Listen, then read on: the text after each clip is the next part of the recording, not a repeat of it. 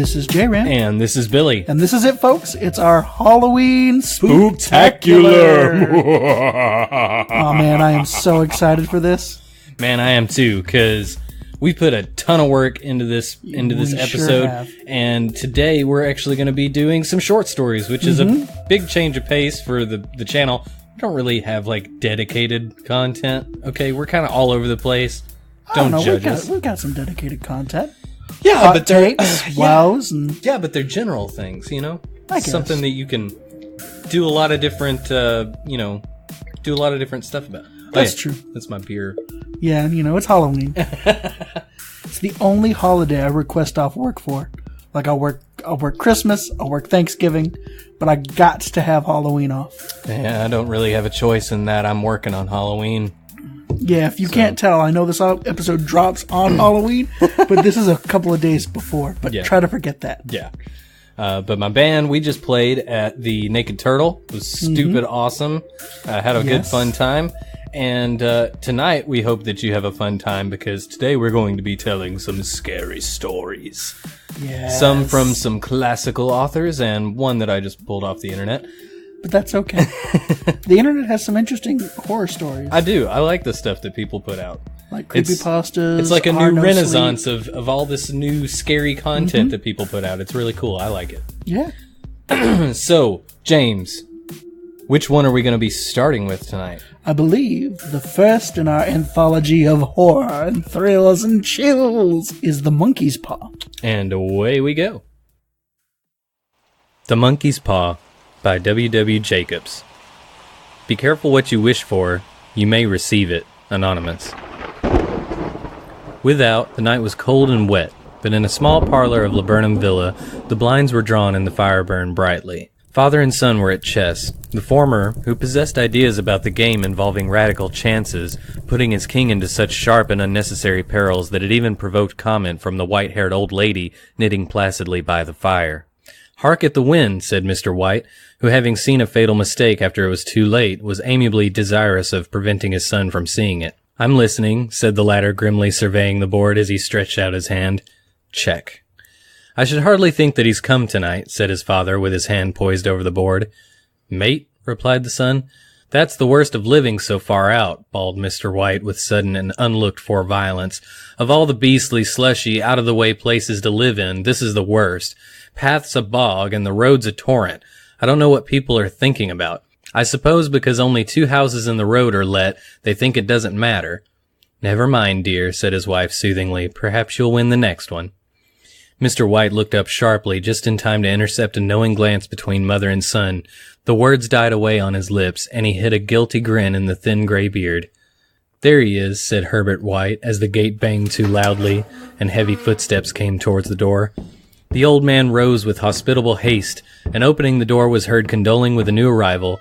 The new arrival also condoled with himself, so that Mrs. White said "Tut-tut," and coughed gently as her husband entered the room, followed by a tall, burly man, beady of eye and rubicund of visage. "Sergeant Major Morris," he said, introducing himself.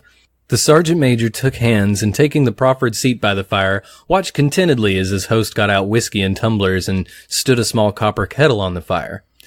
As the third glass, his eyes got brighter, and he began to talk, the little family circle regarding with eager interest this visitor from distant parts, as he squared his broad shoulders in the chair and spoke of wild scenes and doughty deeds, of wars and plagues and strange peoples.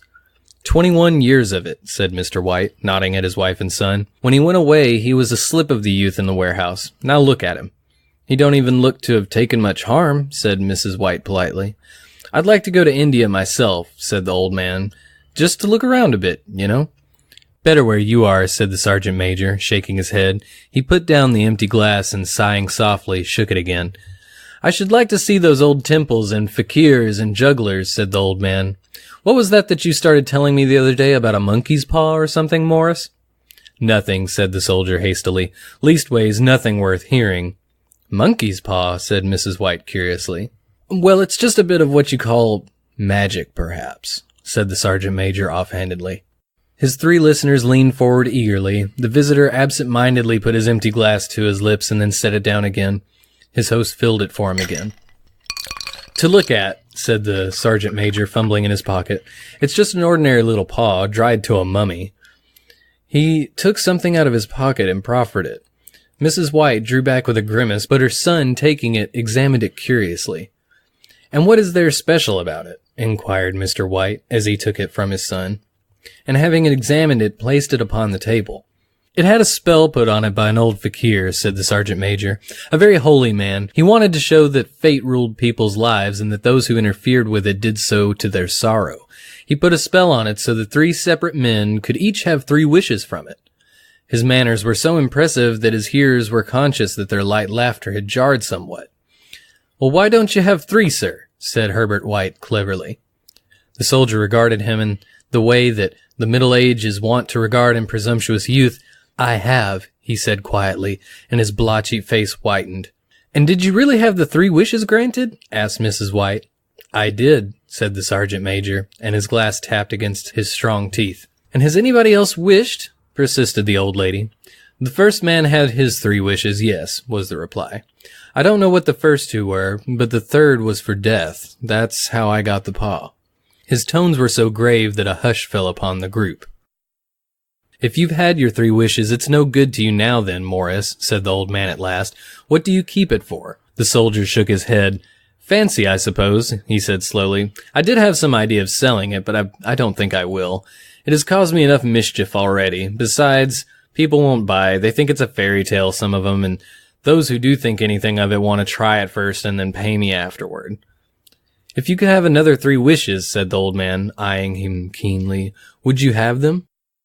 "I don't know," said the other. "I don't know." He took the paw, and dangling it between his forefinger and thumb, suddenly threw it upon the fire. White, with a slight cry, stooped down and snatched it off. "Better let it burn," said the soldier solemnly. "If you don't want it, Morris," said the other, "give it to me." "I won't," said his friend doggedly. "I threw it on the fire. If you keep it, don't blame me for what happens. Pitch it on the fire like a sensible man." The other shook his head and examined his possession closely. "How do you do it?" he inquired.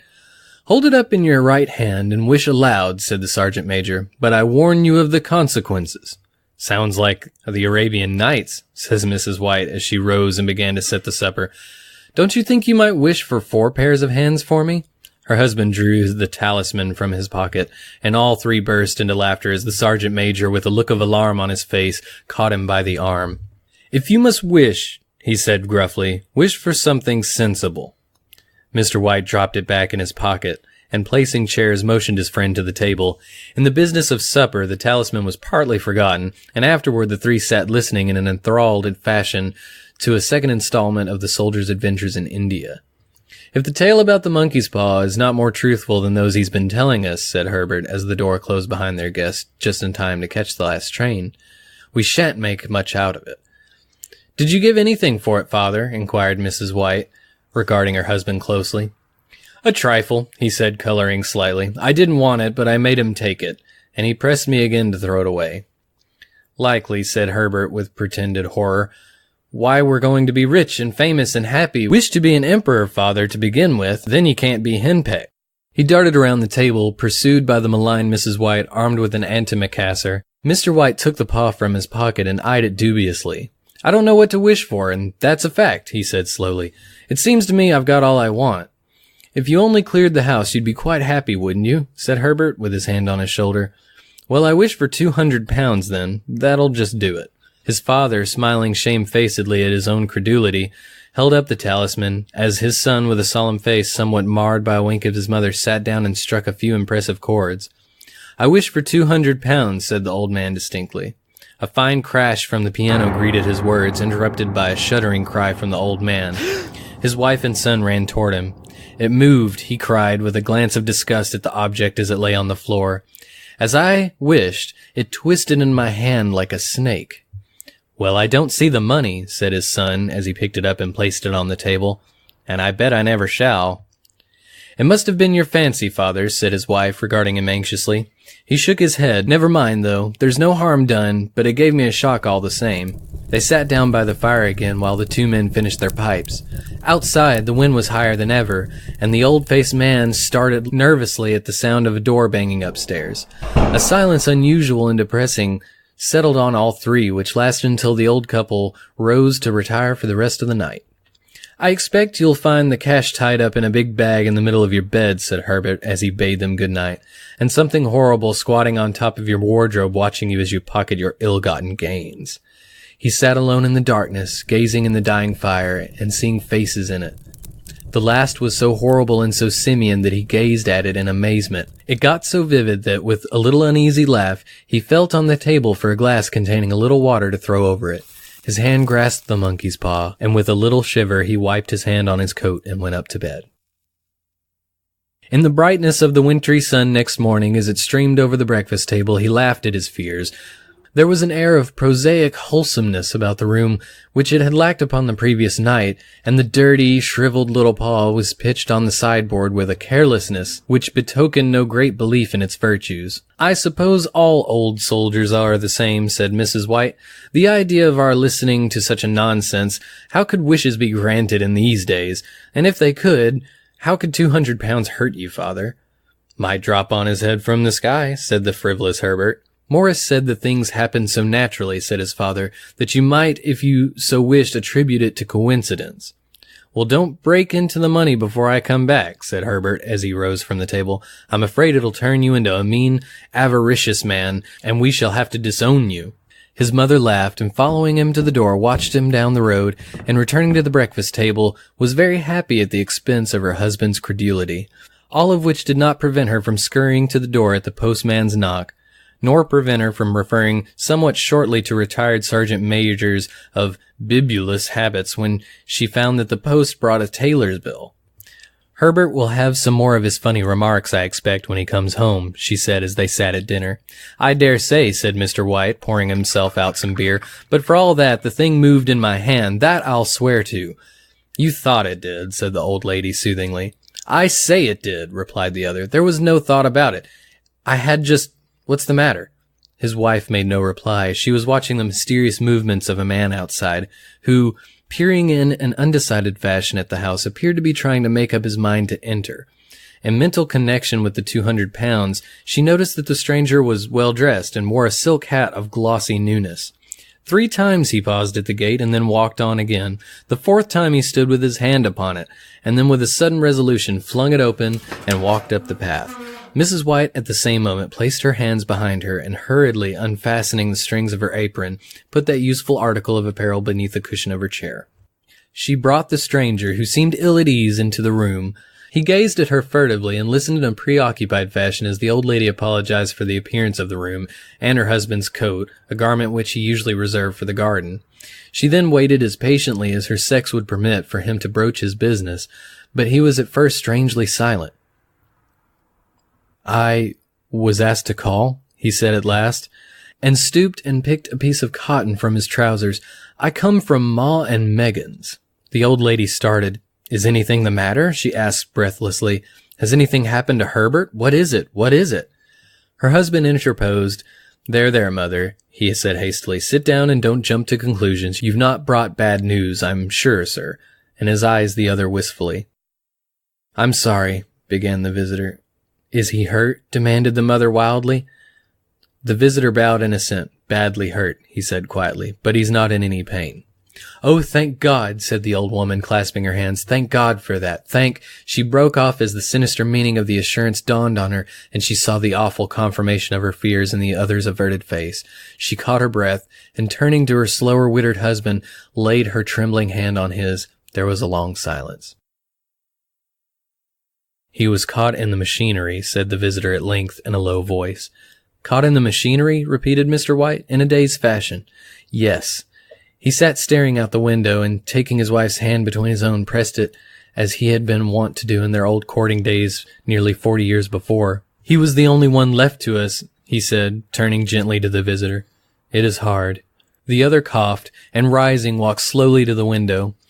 "The firm wishes me to convey their sincere sympathy with you in your great loss," he said, without looking round. "I beg that you will understand I'm only their servant and merely obeying orders." There was no reply. The old woman's face was white, her eyes staring and her breath inaudible. On the husband's face was a look such as his friend and the sergeant might have carried into his first action. I was to say that Ma and Meggins disclaim all responsibility, continued the other. They admit no liability at all, but in consideration of your son's services, they wish to present you with a certain sum as compensation.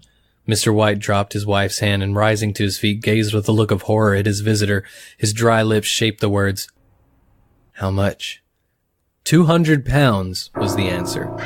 Unconscious of his wife's shriek, the old man smiled faintly, put out his hands like a sightless man, and dropped, a senseless heap, to the floor. In the huge new cemetery, some 2 miles distant, the old people buried their dead and came back to the house steeped in shadows and silence.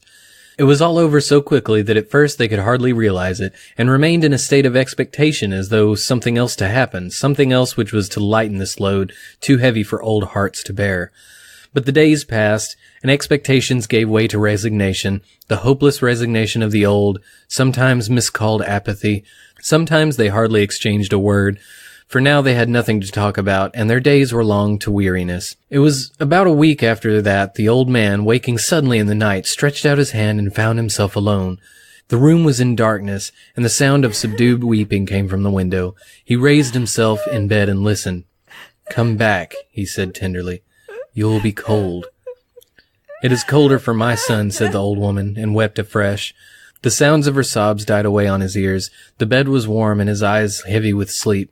He dozed fitfully and then slept until a sudden wild cry from his wife awoke him with a start. "The paw!" she cried wildly. "The monkey's paw!" He started up in alarm. Where is it? What's the matter?" She came stumbling across the room toward him. "I want it," she said quietly. "You've not destroyed it?" "It's in the parlor, on the bracket," he replied, marveling. "Why?" She cried and laughed together, and bending over kissed his cheek. "I only just thought of it," she said hysterically. "Why didn't I think of it before? Why didn't you think of it?" "Think of what?" he questioned. "The other 2 wishes," she replied rapidly. "We've only had one." "Was that not enough?" he demands fiercely.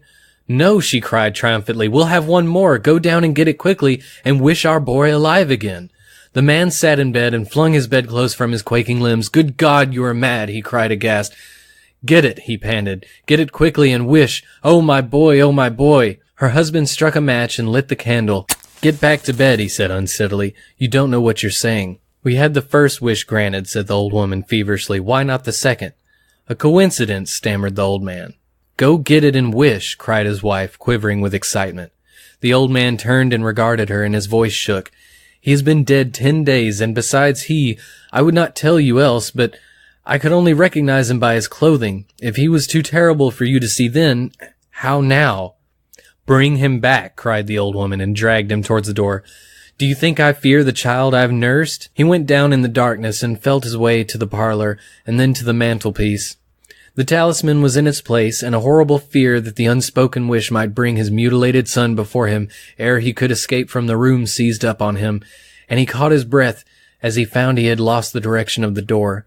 His brow cold with sweat, he felt his way round the table, and groped along the wall until he found himself in the small passage with the unwholesome thing on his hand. Even his wife's face seemed changed as he entered the room. It was white and expectant, and his fears seemed to have an unnatural look upon it. He was afraid of her. "Wish!" she cried in a strong voice. "It is foolish and wicked," he faltered. "Wish!" repeated his wife. He raised his hand. "I wish my son alive again." The talisman fell to the floor, and he regarded it fearfully. Then he sank trembling into a chair as the old woman with burning eyes walked to the window and raised the blind. He sat until he was chilled with the cold, glancing occasionally at the figure of the old woman peering through the window. The candle end, which had burned below the rim of the china candlestick, was throwing pulsating shadows on the ceiling and walls, until with a flicker larger than the rest it expired. The old man, with an unspeakable sense of relief at the failure of the talisman, crept back to his bed, and a minute afterward the old woman came silently and apathetically beside him. Neither spoke, but sat silently listening to the ticking of the clock. A stair creaked, and a squeaky mouse scurried noisily through the wall.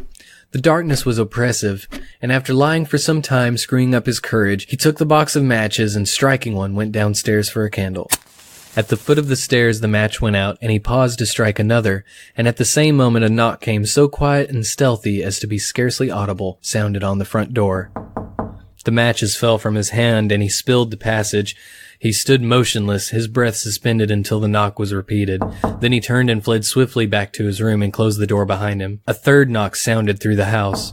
"What's that?" cried the old woman, starting up. "A rat," said the old man in shaking tones. "A rat. It passed me on the stairs." His wife sat up in bed listening. A loud knock resounded through the house. "It's Herbert!" She ran to the door, but her husband was before her and, catching her by the arm, held her tightly. "What are you going to do?" he whispered hoarsely. "It's my boy. It's Herbert," she cried, struggling mechanically. "I forgot it was 2 miles away. What are you holding me for? Let go. I must open the door." "For God's sake, don't let it in," cried the old man, trembling. "You're afraid of your own son?" she cried, struggling. "Let me go. I'm coming, Herbert. I'm coming." There was another knock, and another. The old woman, with a sudden wrench, broke free and ran from the room. Her husband followed to the landing and called after her appealingly as she hurried downstairs. He heard the chain rattle back and the bolt draw slowly and stiffly from the socket. Then the old woman's voice, strained and panting. "The bolt!" she cried loudly. "Come down, I can't reach it." But her husband was on his hands and knees, groping wildly on the floor in search of the paw. If only he could find it before the thing got inside. A perfect fusillade of knocks reverberated through the house, and he heard the scraping of a chair as his wife put it down in the passage against the door. He heard the creaking of the bolt as it came slowly back, and at the same moment he found the monkey's paw and frantically breathed his third and last wish. The knocking ceased suddenly, although the echoes of it were still in the house. He heard the chair drawn back, and the door opened. A cold wind rushed up the staircase, and a long loud of wailed disappointment and misery from his wife gave him the courage to run down to her side, and then to the gate beyond. The street lamp flickering opposite shone on a quiet and deserted road. Well, listeners, I hope that didn't frighten you too much. What did you think about it, James? I want to know what you think the son looked like. I think he was probably a flattened mess. Yeah, I don't know, the way I envisioned him looking, like when I was reading it, was just like this, like roadkill looking thing. Well, here's the thing. Or he wasn't there at all. Yeah. Maybe it was just circumstance, and he was never there to begin with. I mean, possibly. Yeah, could have all been in their heads. Because, the 200 pounds could have been a coincidence. Like he said earlier in the story, you can pass these things off as coincidence, but, at the same time with the monkey's paw, like, wriggling in his hand and all of that other stuff. Maybe it's all played up in his mind and he thinks it's wriggling in his hand. It might not be. I don't know. That's a pretty good one, though. It makes you think. My rabbit's foot keychain never wriggled in my pocket. Well, of course it didn't, dude. But, if you're holding this thing and you expect something weird or mystical or supernatural to happen, your mind plays tricks on you, dude. It might make you think something happened. I can see that, yeah. What did you think about the soldier? What house do they run? Are they like a boarding house where they just get these weird visitors? It never says. Yeah, it says they have a gate, and then they have... So do you think, they're a rest stop? What are they? Yeah, no, it never explains... Why that soldier decides to come and visit them? Yeah, what relationship they have with this How soldier. old the son is. I thought he was a kid until I found out he worked at the factory, and then I'm like, well, but then again, when does this story take place? Maybe he is a kid and works at the factory. Oh, God, I didn't think of that. Yeah, oh, my God, that would be even worse. God. Like he's 13 years old and he's working at the factory. And oh, man. Caught in the machines. So, yeah, the story, it was published in a collection of short stories called The Lady of the Barge in 1902 in England. Before child labor laws. Mike could have been a kid. Yeah, working in the factory. Oh, that's even worse. Yeah. But that's, of course, the, Pet Sematary by Stephen King, it's got to be inspired by this. I mean, this is a little bit. It's pretty much like a new age version of the monkey's paw, except it's just There's no wishes. But it's just all he did was take it and say, "Oh, well, instead of a monkey's paw, you got this one spot of land where if you plant a body there, the ground is sour." Yeah, is that what it was? Yeah, sour? The ground is sour. That's what they say in the book. Huh? That's what they said in the movie too. I just didn't remember it like that. Sometimes dead is better. Yeah. Oh, those Maine accents. So yeah. It's been adapted into a lot of different stuff. What's that say up there? What? That the 200 pounds he wishes for would be over 24,000 pounds today. Wow. That's a pretty hefty sum. Yeah, man. Wow. I was thinking 200. It doesn't sound like a lot when you're thinking US dollars, Yeah, You're but like, you "Oh, got to think 200 of one, bucks, it's yeah." in pounds, and two, it's 1902. Yeah. So yeah, Well, I think the story may be set in an earlier time too, but it doesn't say explicitly or anything like that. no. But yeah, I just wonder what relationship that the soldier had with the couple. It wasn't completely explained, but I mean, it's a short story. It's Well, kind of like Wikipedia says Herbert is their adult son. So, Well, yeah. not a child, but they don't say that in the story, so it could be a child. Yeah, but he knows how to play chess. We know that, and he has some kind of witty banter about him. So he's got to have a good mind on him. So he can't be like a fucking 8-year-old or anything like that. I wonder if they have Cockney accents. Oh, All right, I'm down to the factory. Don't go spending your £200 without me, old man. you go full Dick Van Dyke. Oi, Oi, we gonna swim. we're gonna swim in it, governor. Oi, I'm about to sweep your chimney.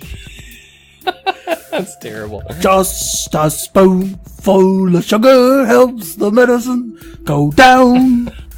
It was one of my favorite little short stories that we read in school. It is a good one. Yeah. Like, it makes you think, it makes you wonder, what would the son look like? He could only identify him by his clothes. He was a mangled, mushed mess. And this bitch would have started The Walking Dead Yeah. out of her grief. Yeah, she just seemed kind of like... The paw. Well, I mean, I guess maybe she thought, hey, if this paw is magic, maybe when he comes back, he'll be healed and everything. She wasn't thinking it. She was just thinking her son would come back. She wasn't thinking of like, wait, we wished for 200 pounds and the worst thing happened to give us this 200 pounds. We wish for our son back. We'll get him back, but Lord knows how. Yeah, but you think the wife thought that through? No, of course she didn't. no, She was yeah. just in grief. She was like, oh, my son. My son is dead. Yeah. We're rich, but he's dead. Well, we have another short story coming up. Oh, yeah? What is it? Oh, well, of course, James, you read it. What? It's The Cask of Amontillado. Oh, that's right. By Edgar Allan Poe. Well, here we go. The Cask of Amontillado by Edgar Allan Poe. The 1,000 injuries of Fortunato I had borne as best I could, but when he'd ventured upon insult I vowed revenge. You, who so well know the nature of my soul, will not suppose, however, that gave utterance to a threat. At length I would be avenged. This was a point definitely settled. But this very definitiveness with which it was resolved precluded the idea of risk. I must not only punish, but punish with impunity. A wrong is unredressed when retribution overtakes its redresser. It is equally unredressed when the avenger fails to make himself felt as such to him who has done the wrong. It must be understood that neither by word nor deed had I given Fortunato cause to doubt my goodwill.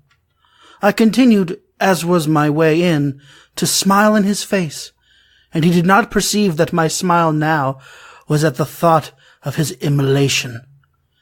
He had a weak point, this Fortunato. Although in other regards he was a man to be respected and even feared. He prided himself on his connoisseurship in wine. Few Italians have the true virtuoso spirit. For the most part their enthusiasm is adopted to suit the time and opportunity to practice imposture upon the British and Austrian millionaires. In painting and gemmery, Fortunato, like his countrymen, was a quack. But in the matter of old wines, he was sincere. In this respect I did not differ from him materially. I was skillful in the Italian vintages myself, and bought largely whenever I could. It was about dusk one evening, during the supreme madness of the Carnival season, that I encountered my friend. He accosted me with excessive warmth, for he had been drinking much. The man wore motley. He had on a tight-fitting, party-striped dress, and his head was surmounted by the conical cap and bells. I was so pleased to see him that I thought I should never have done wringing his hand. I said to him, "Oh, my dear Fortunato, you are luckily met. How remarkably well you are looking today. But I have received a pipe of what passes for Amontillado, and I have my doubts." How?" said he. Amontillado? A pipe? Impossible. And in the middle of the carnival? I have my doubts, I replied. And I was silly enough to pay the full Amontillado price without consulting you in the matter. You were not to be found, and I was fearful of losing a bargain. Amontillado? I have my doubts. Amontillado! And I must satisfy them. Amontillado! As you are engaged, I am on my way to Lutrezi. If anyone has a critical turn, it is he. He will tell me, Lutrezi cannot tell Amontillado from sherry. And yet some fools will have it that his taste is a match for your own. Come, let us go. Whither? To your vaults. My friend, no. I will not impose upon your good nature. I perceive you have an engagement. Lutrezi, I have no engagement. Come. My friend, no. It is not the engagement, but the severe cold with which I perceive you are afflicted. The vaults are insufferably damp. They are encrusted with nitrate. Let us go, nevertheless. The cold is merely nothing. Amontillado! You have been imposed upon. And as for Lutrezi, he cannot distinguish sherry from Amontillado. Thus speaking, Fortunato possessed himself of my arm, and putting on a mask of black silk, and drawing a roquelier closely about my person, I suffered him to hurry me to my plazo. There were no attendants at home. They had absconded to make merry in honor of the time. I had told them that I should not return until the morning, and had given them explicit orders not to stir from the house. These orders were sufficient, I well knew, to ensure their immediate disappearance, one and all, as soon as my back was turned. I took from their sconces 2 flambeaux, and giving one to Fortunato, bowed him through several suites of rooms to the archway that led into the vaults. I passed down a long and winding staircase, requesting him to be cautious as he followed. We came at length to the foot of the descent, and stood together upon the damp ground of the catacombs of the Montresors. The gait of my friend was unsteady, and the bells upon his cap jingled as he strode. The pipe, he said. It is further on, said I. But observe the white web work which gleams from these cavern walls. He turned toward me, and looked into my eyes with 2 filmy orbs that distilled the rheum of intoxication. Nitre? He asked at length. Nitre, I replied. How long have you had that cough? My poor friend found it impossible to reply for many minutes. It is nothing, he said at last. Come, I said with decision, we will go back. Your health is precious. You are rich, respected, admired, beloved. You are happy, as once I was. You are a man to be missed. For me it is no matter. We will go back. You will be ill, and I cannot be responsible. Besides, there is Lutrezi. Enough, he said. The cough's a mere nothing. It will not kill me. I shall not die of a cough. True, I replied. And indeed I had no intention of alarming you unnecessarily, but you should use all proper caution. A draught from this medoc will defend us from the damps.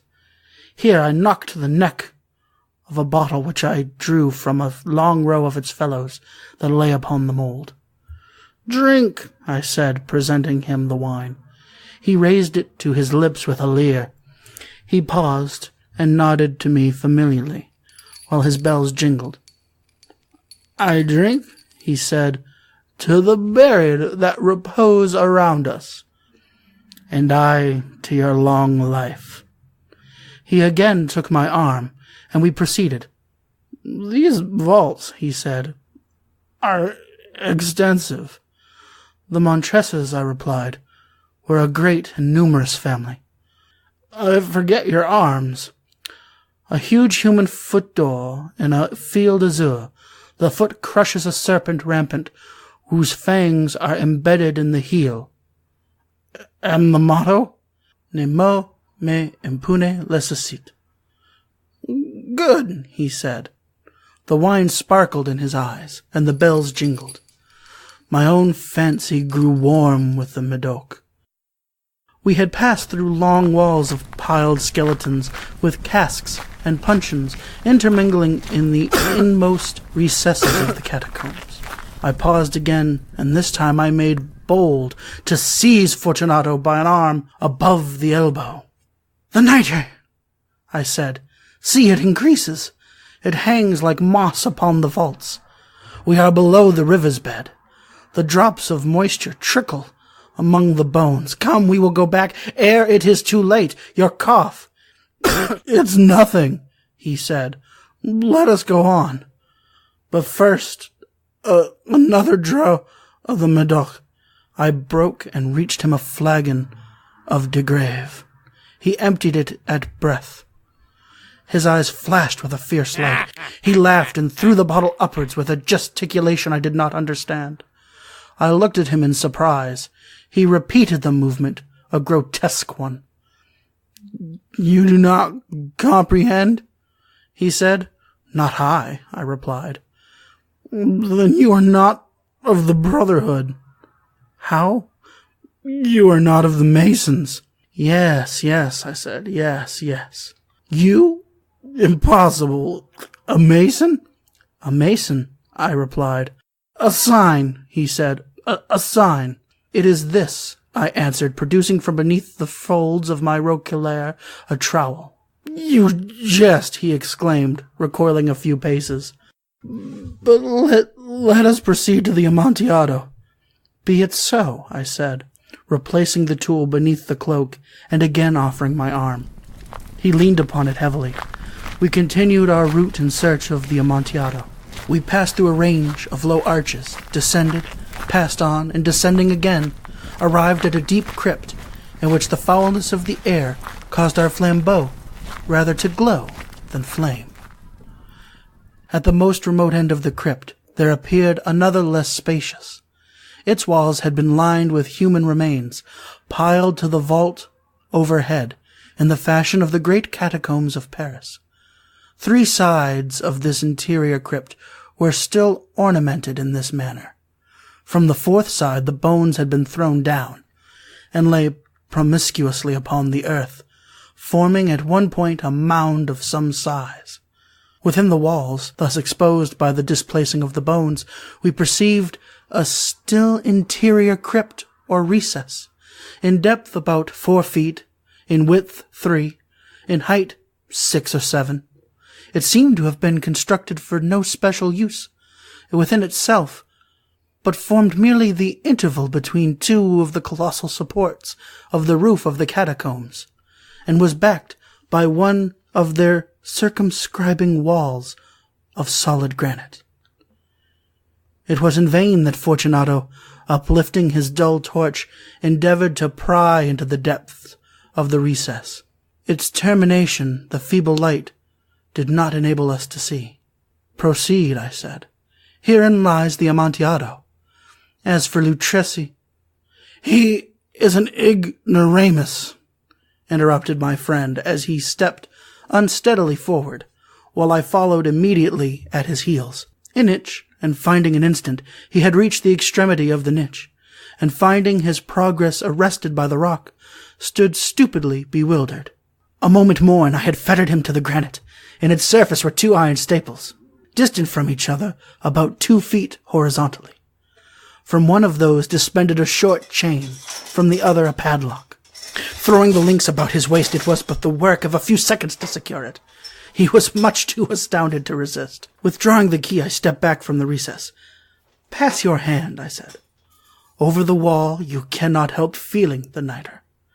Indeed, it is very damp. Once more let me implore you to return." "No? Then I must positively leave you.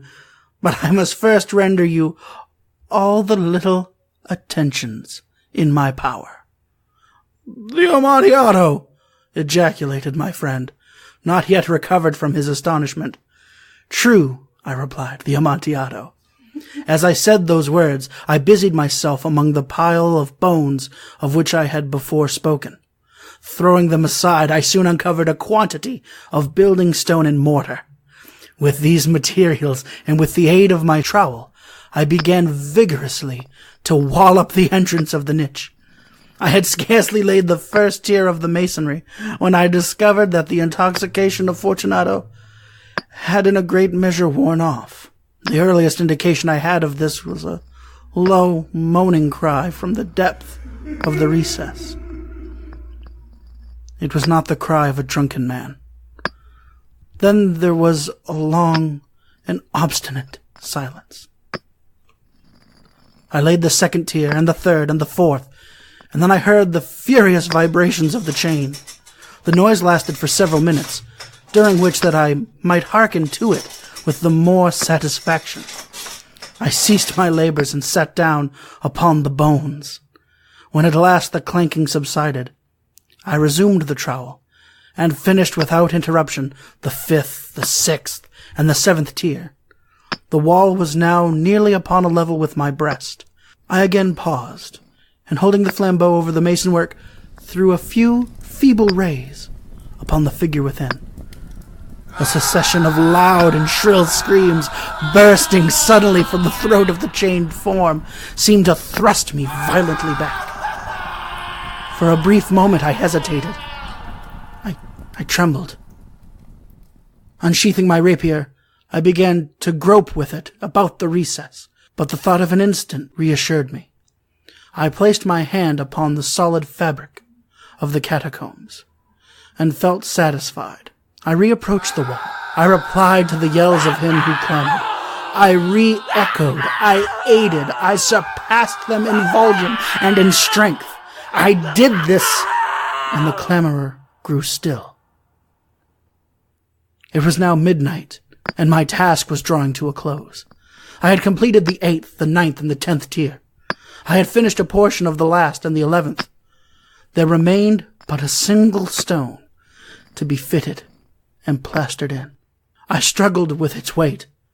I placed it partially in its destined position, but now there came from out of the niche a low laugh that erected the hairs upon my head.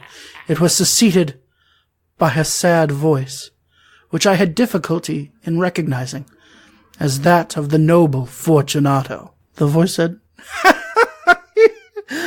a very good joke indeed, an excellent one. We will have many a rich laugh about it at the Palazzo. Over our wine, the Amontillado, I said. Yes, the Amontillado, but is it not getting late? Will they not be awaiting us at the Plaza, the Lady Fortunato and the rest? Let us be gone. Yes, I said, let us be gone. For the love of God, Montesa! Yes, I said, for the love of God. But to these words I hearkened in vain for a reply. I grew impatient. I called aloud, Fortunato? No answer. I called again, Fortunato! No answer still. I thrust a torch through the remaining aperture and let it fall within. There came forth in return only a jingling of the bells. My heart grew sick. It was the dampness of the catacombs that made it so. I hastened to make an end of my labor. I forced the last stone into its position. I plastered it up. Against the new masonry, I re-erected the old rampart of bones. For the half of a century, no mortal has disturbed them. Rest in peace, Fortunato.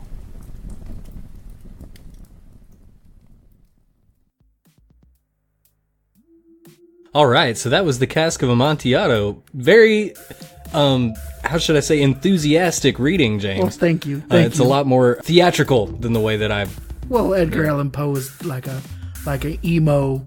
Like, he is King Emo. Yeah. He was emo before emo, so you gotta put, like, the emotion into it. Yeah, there's a lot of fancy words in that. Yeah, redresser. Yeah, that took me about 15. Took me about 15 takes to get that word right. Austrian billionaires, I kept saying Australian billionaires.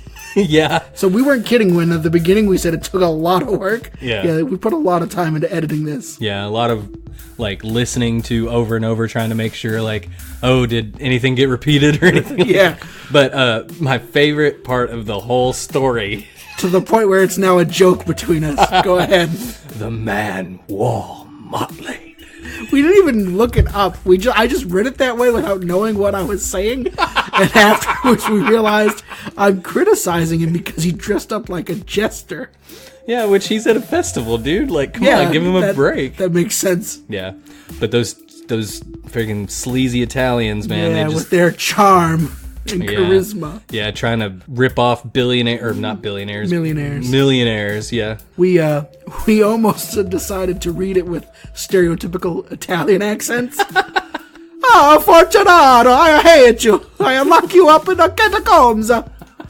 But we decided that wouldn't be good. So is this the JRAM and Billy show, like, accent hour? Because, we were just doing Cockney accents just a little while ago. Hey, we need to calm them down. They're so frightened from these stories. Oh, yes. They're so frightened. We don't want them to have heart attacks and then their families sue us. So we have to calm them down with humor. Yeah. We need a little levity to break the tension. I will say, like, I've had a lot of fun, like, editing these, though. Yeah. Especially with all the cool sound effects and stuff. Yeah. I'm hoping that everybody's enjoying it. It's my first try at all this stuff, so. Yeah, I hope so too, because it has been a lot of fun. So you said that there was a movie made of the cast. I remember watching it in English class, and I remember them saying that the reason why the narrator hates Fortunato so much is because it was Fortunato that ruined his family's name. He was a Montresor. Yeah. Yeah. The narrator was a Montresor. And the reason why the Montresors were once a great family and not still a great family was because of Fortunato. Did you think that he ripped them off? Is that how it was? I think so. I can't remember. I just seem to remember at some point either reading a version of the story or seeing a version of it done. Yeah. Where it made it clear that the reason for the animosity was because he ruined their family. Yeah. Which clearly the Montresors, like he said in the story, were a very big, very wealthy family. I mean, they had their own catacombs full of bones, apparently. Very big, enough to where they can have a full-blown conversation walking through the whole thing. And what's the deal with the niter? What is niter? I don't even know what that is. Moss. Like the But I guess it's moss and toxic stuff. to breathe or something, or maybe it's just he's allergic to it. Yeah, probably. Yeah. I mean, it also kind of reminded me of Star Trek II, Wrath of Khan. I will leave you as you left me, as you left her. Buried alive. Buried alive. Come! Very, very Shatner-esque, Yeah. this narrator. This is totally off topic, but when I lived in Memphis, there was a guy that wanted to like have a band. Like he was on Craigslist looking for people to be in a band, and I was interested. It was like my first year in Memphis, and like I met up with him and like we talked a few times and stuff. And like he worked at a I think it was Jason's Deli. Is that a restaurant? Yeah. He worked at a Jason's Deli. I remember this distinctly. And he had a SoundCloud account, and his music was it was like prog rock, but it was out there. It was weird. But I remember he opened one of his songs with that whole spiel by Khan from The Wrath of Khan. The whole scene, like where he's like, pretty much everything you said. Yeah, I will leave. Buried alive. Like, that's a great movie. Like, the original is so great. Yeah. But we've got some more stories heading your way, Yeah, guys. I think, in fact, the next one is by you. Yeah, and this one doesn't have a title, so I'm just going to introduce it as a Reddit post that I found on r/nosleep. No, introduce it as if it happened to you. It's your story. Oh, okay, all right. Going to play into that subreddit here. So yeah, this happened to me when I was, letting my friends do coke at another bar. Trust us, it'll make sense once the story happens. And without further ado, here we go. I met someone who claimed to be the devil, and I think I believed them. Let's start off by saying that I'm not particularly religious. If you asked me if I believed in God, I'd probably just shrug, grunt out a few words about being on the fence about it, and continue with my day. Of course, that was before last night. My friends are the kinds of people who like wild nights, crazy parties, snort a bit of coke, take a bit of E in the bathroom, maybe hook up with someone and leave a text on my phone at 10 past who the fuck knows telling me that they don't need the ride that I'm offering at all. Not to say that I don't like a drink. I do. It's just, clubs aren't my style. Lying low in a pub somewhere, drink in hand, listening to the TV drone on to whatever channel some scruffy guy in the back barked out for, I guess that's my idea of fun. So when my friends tell me they want to go out for a night on the town, I say sure. I hang on for the first club, buy a non-alcoholic beer in case my card's required, and try to pretend that I'm having fun. By the time I see them grinding on girls, on guys, when they strike conversation with someone who definitely might be a dealer, well, I decide my services are no longer needed. We aren't too far out, the night tube is on the beck and call, and I can always find my car the next day. That's when I wander out of the club, looking for something a little more rustic. Not that it's hard to find, not at all. I found myself in a bit of a state inside of a bar called the Ragged Feather. I wasn't a fan of the name all that much, but the drinks were cheap and the largest demographic seemed to be middle-aged men watching reruns of football. I tried to pretend I hadn't just staggered out of a club with my ears ringing. I slicked my hair back, slipped my phone into my hand, and wandered over to the bar. I took a double shot of whiskey and drank it in one hit. Just because I wasn't at the club didn't mean I couldn't have a good time. I hung at the bar a while on my own, scrolled through my phone pretending I was doing something far more impressive than I really was. I kept an ear out for the guys on the sofas. They'd get vocal every now and then. I think the football was just running highlights, but they were incredibly dedicated to their teams. I got another whiskey and I bled into the background. Of course, stragglers from clubs are commonplace. It wasn't long until some scantily dressed women staggered in, laughing, chuckling, pointing for where they wanted to sit.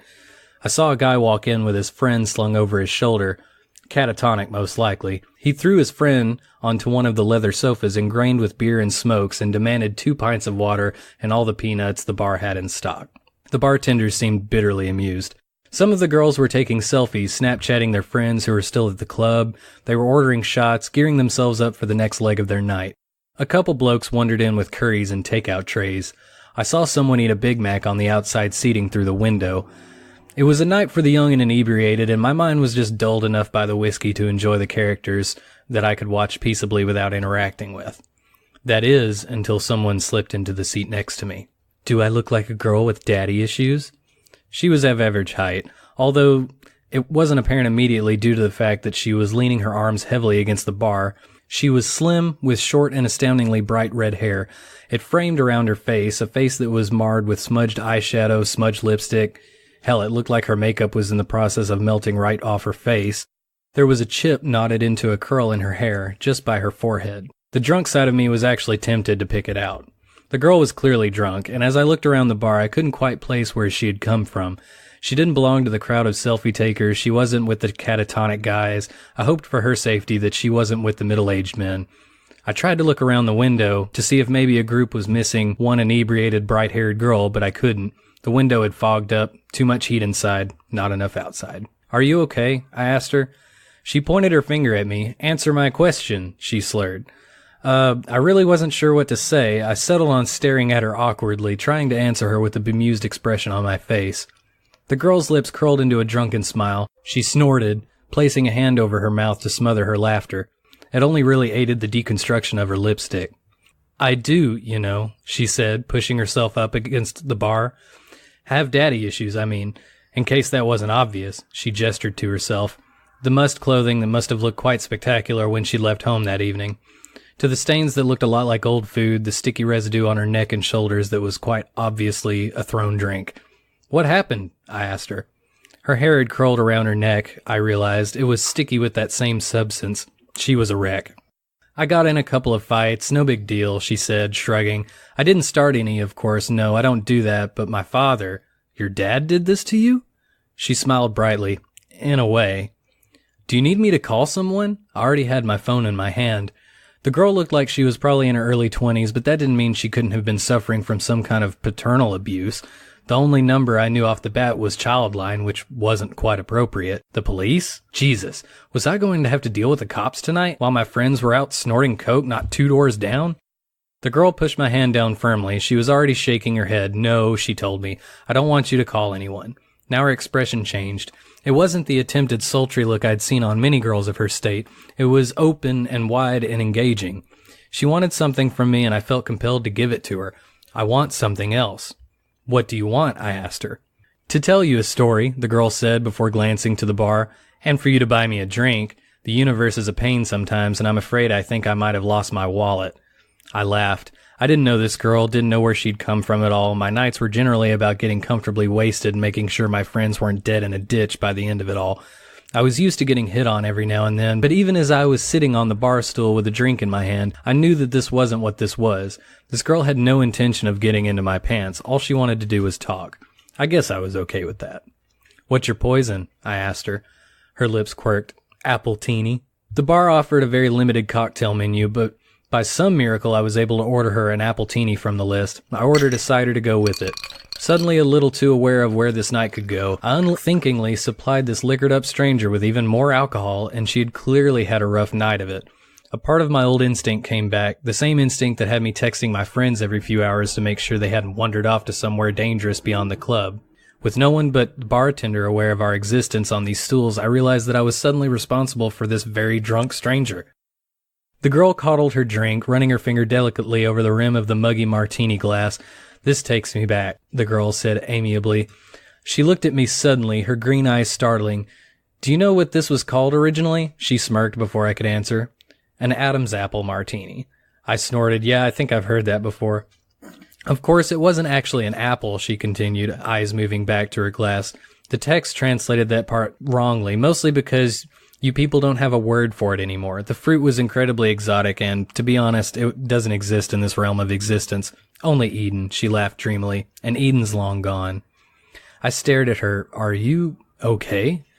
It was more honest than the last time I'd asked her, mostly because I was beginning to feel a little dread deep in my stomach. Of course, the girl said, grinning widely. Why do you keep asking? I mean, I stuttered. I don't take this the wrong way or anything, but you look like someone poured their drink over me, the girl asked, like someone else threw their kebab on my dress and another unpleasant chap littered me with his fish and chips, that I haven't been hit, slapped around a bit, and left in the gutter for the rats to find me. She held my eyes for an incredibly long time before her face broke out into a grin.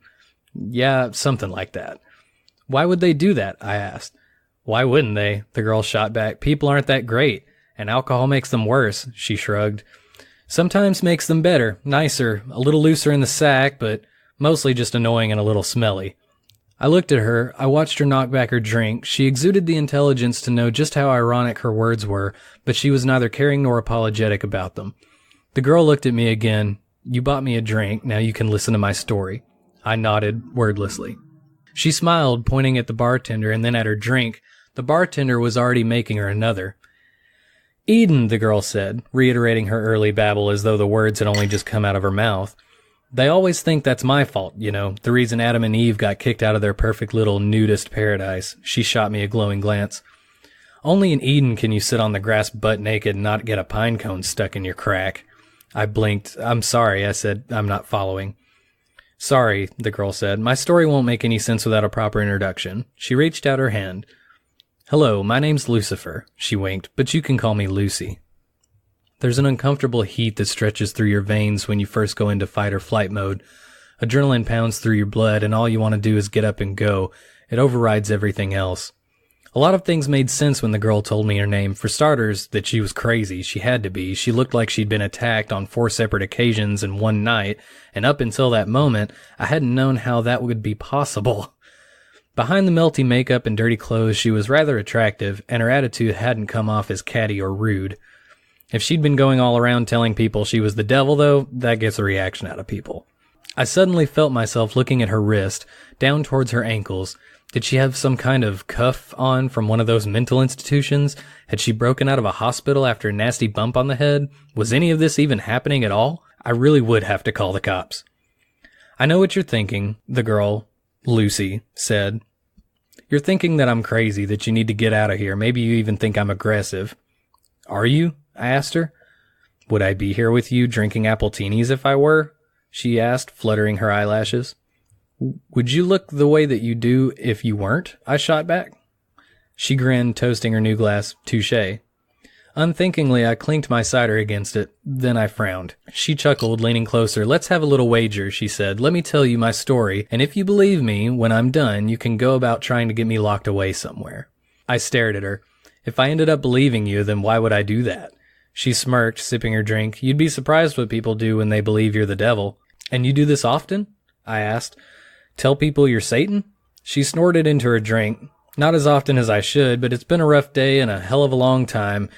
I'd like to have a chat if it's all right with you." I waved to the bartender for another whiskey. The girl's eyes glinted with humor. I wasn't necessarily trapped with her, but a part of me didn't want to leave without first hearing what she had to say. Besides, at that end of it all, I couldn't just leave Crazy Girl to wander around London alone at night. "So," I said, taking a swig of my drink, "Eden?" Lucy laughed. "Adam and Eve?" I continued. "You're saying that's true. God created two humans and we all came from them?" "God made two prototypes," Lucy corrected with a raised finger. "My father created angels as his toy soldiers, but he had failed to make anything like himself. After us, it was his next big project, and he spent every waking hour of existence slaving over his two prototypes. He gave them a perfect utopia to live inside of, but he wanted to test them. He wanted to know whether they had free will." "And did they?" Lucy's face soured. "No, my father could never bring himself to go that far. He tempted them with the idea of knowledge beyond their understanding and told them exactly what they could do to claim it as their own, but to be able to create a being that could go against his law?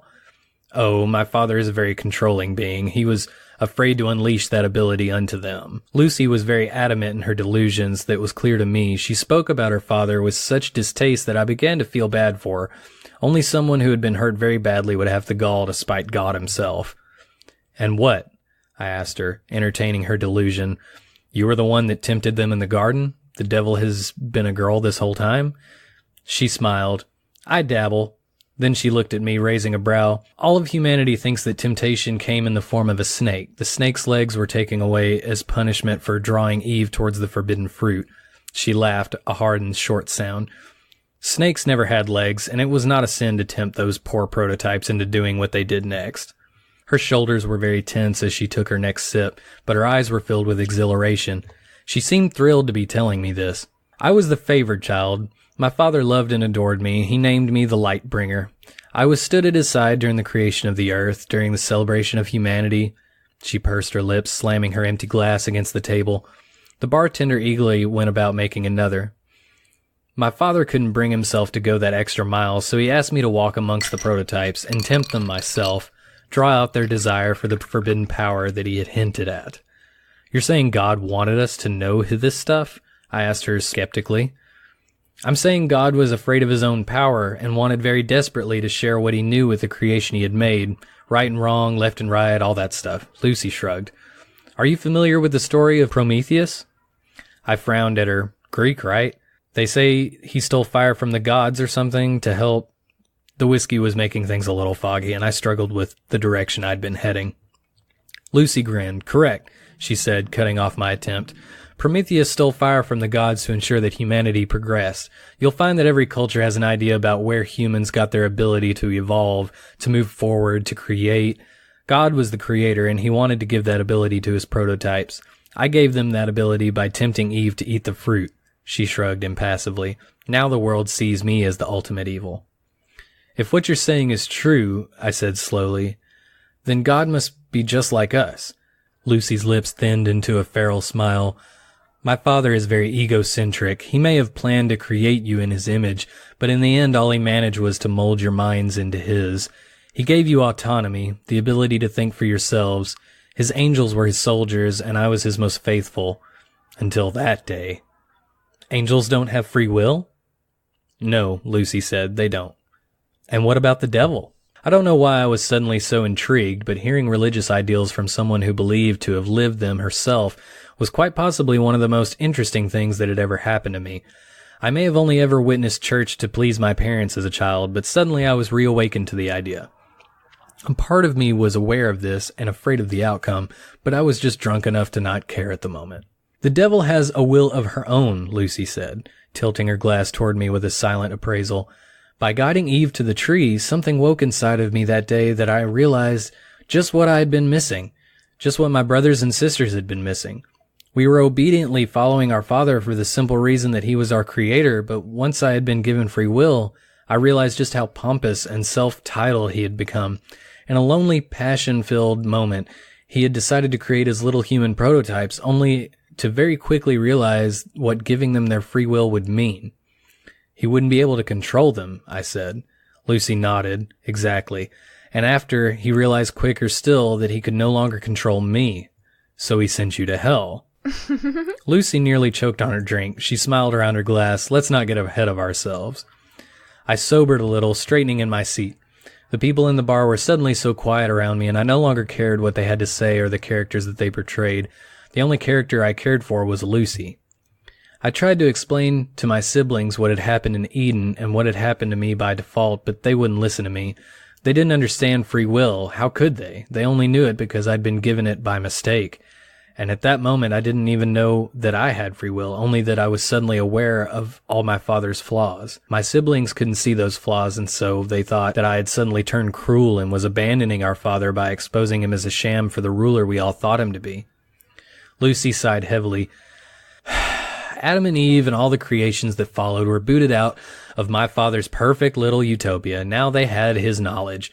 My father was terrified of what he had done, and after what happened to me, I could recognize his terror and understand the loneliness he had felt that he had guided them into using me in the first place.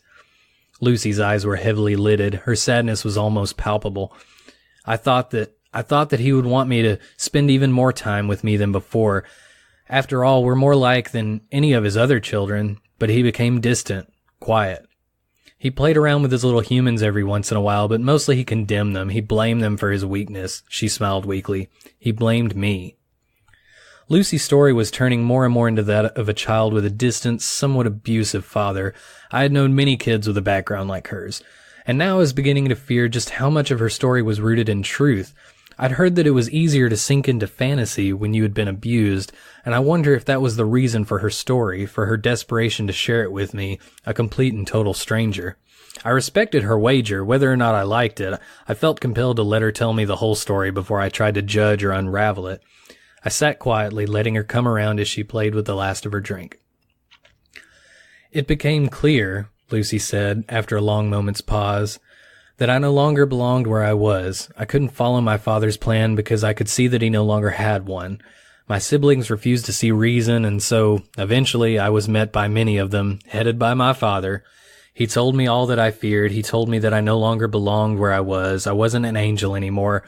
I was no longer his light bringer, his Lucifer. I was a mutation of his will, and so he extracted me from grace, and I fell. A long silence stretched between us, only interrupted when the bartender poured us 2 drinks. Lucy drank hers reflectively. I didn't touch mine. I am afraid, Lucy said quietly, that this is the part that generally makes people want to punch me in the face. Why? I asked. Because your dad threw you out? I paused, trying to abide to her metaphor. That he'll put you in hell?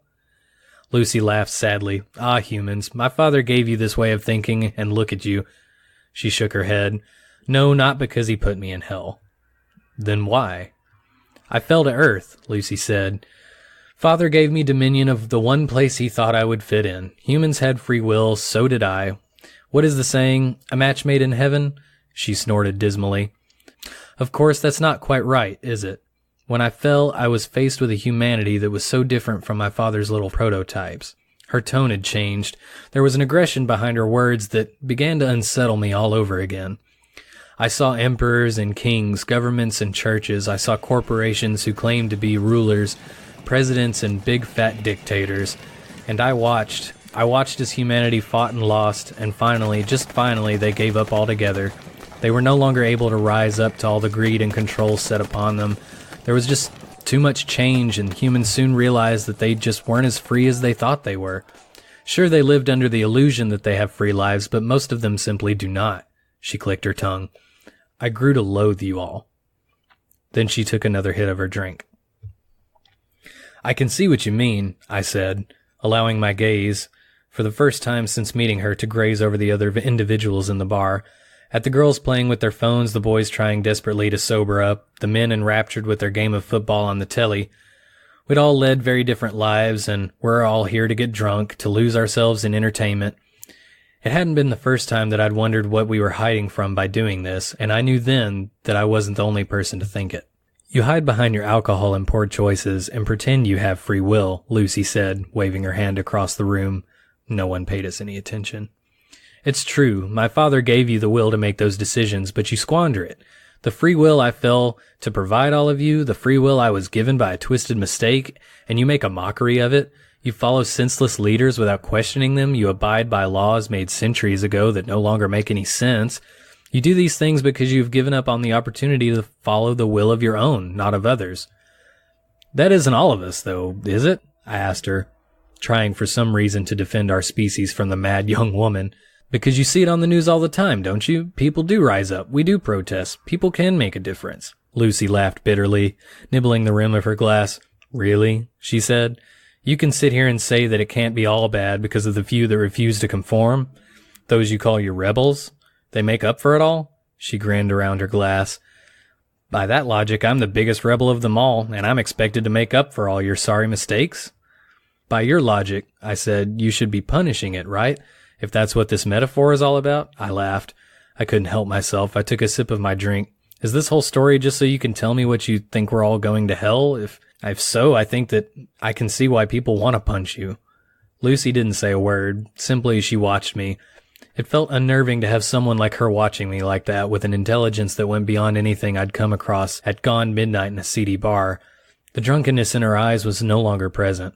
Her face wasn't flushed like before, and even her makeup couldn't represent the mess I'd seen when she first appeared on the stool by my side. It was like I was looking at someone else entirely, and I was afraid. Let's review what you've said, Lucy said slowly, articulately. Had she been slurring before? You think I'm going to tell you that humanity's going to hell because you refuse to use the gift I gave you? Her nails curled into the bar. My father may have been the one to guide me, but I paid for his mistakes. I'm the one responsible for your will in the eyes of your species. But that was never true. You're responsible for what you do here, not me. She pursed her lips, tapping the bar as a bartender filled her drink again. Tell me, do you remember my mentioning hell at any point during my story, or was that just you? I opened my mouth to answer, but something faltered. My lips trembled and I slammed them shut. Lucy smiled, taking a sip. Thought not. She looked away, eyes scanning the room lazily. What I did say is something that is indeed mentioned in your scriptures.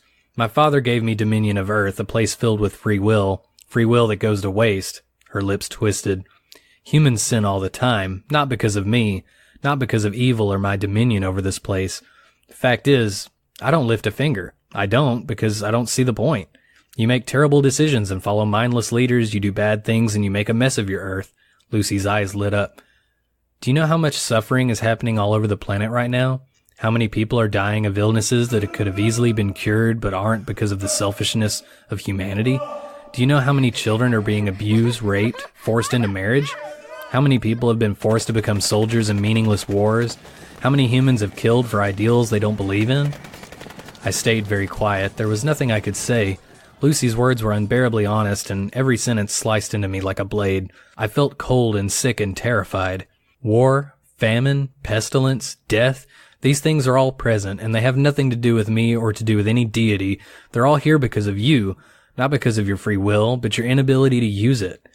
Lucy smiled at me, a grin so cold and unnatural that I felt like I should run all over again. But I stayed where I was, frozen to my very core, because I wanted to hear what she had to say, because I needed to. And here's the kicker, Lucy said, because this isn't the part that actually enrages people enough to kick me. She winked. Hell isn't what happens after you die. Hell is right here, right now. Somewhere through the many scriptures, a few words got crossed over and people started thinking that hell was a punishment after you die. Fact is, hell is earth, my earth. God gave me this place to do with it what I will, and I refuse to do anything. What are you saying? I asked, because I was suddenly very desperate. Exactly what you think, Lucy said, toasting her glass. I didn't reciprocate, and she laughed. A light and airy sound. I had so many plans for your species. I wanted for us to rejoice in our free will together, to create a place that was free from the cruelty and power that my father exuded over the angels, his firstborns. I wanted to make a real utopia. Unfortunately, you humans just don't want that. She shrugged. My father sent me down here thinking I had become one of you. All that I have learned is that He gave you much more of his image than he ever intended. Stop, I said. This isn't funny anymore. Of course it isn't funny, Lucy said, grinning even wider to prove her sick irony. Humans punish themselves by sitting by and doing nothing. They have made their own hell, and you know what's worse? What's ultimately worse? Some of you are so blind to it that you think your life is heavenly. She didn't wait for me to ask what she meant. She simply barreled forward. The rich and powerful, those in positions that steal from everyone else, they get a taste of the good life. That's very true. Then they die, and they don't go to hell. They come back here, to Earth, which is hell. She tipped her head. Are you following? Reincarnation, Lucy said quickly. She practically purred the words. A neat little trick to make sure your souls stay here forever. You get a taste of the good life every once in a while, a handful of you at a time, and that's enough for you to believe that this is some kind of real middle ground, that you aren't living in hell every day. And then you die. You die for a moment, and then you're in the body of someone facing the realities of hell. But of course, you never remember the time you spent in a better life. A part of you just has that inkling to hope. That's all. Hope makes you think that it can all get better. She slammed her drink so hard against the counter that it shattered. I didn't do anything, not even when flecks of glass littered my hands. I could only stare at her, a tightness in my chest constricting my very soul. No one else at this bar mattered at this moment, but of course, that was what she had been saying this whole time, hadn't she? None of them noticed the scene. They were caught up in their own realities, their own hells. The bartender didn't clean the mess. The glass lay there, remnants of Lucy's words lying in a stolid mass on the streaked wooden surface. It never gets better, Lucy spat. You're stuck in a loop, and until you do something about it, you will never be free, none of you, and I won't do anything to stop it. How? I asked. I don't know when I started seeing the girl in front of me as more than a girl, but with a weakness threatening to pull me apart, I stared at the bright-haired thing in front of me, and I saw something more than human in her early 20s. I saw more than a girl suffering abuse from her father. I saw a fallen angel. I saw a being with scars buried so deep that they existed beyond this realm of seeing entirely. I saw something that I would never be able to write down in words, no matter how long I lived. How do we change this? I begged. But Lucy didn't answer me.